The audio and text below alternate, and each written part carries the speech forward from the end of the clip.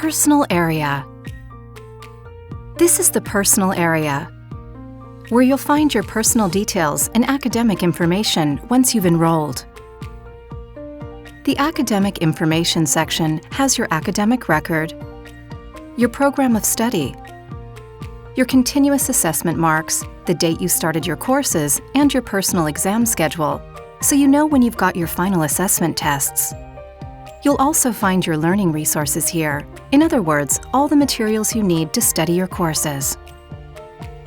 The Payments section is where you can handle the financial side of things. You can check the status of your payments or update your bank details.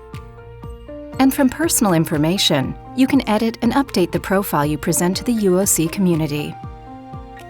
You can add a description of yourself, upload a photo, and add links to your social media accounts.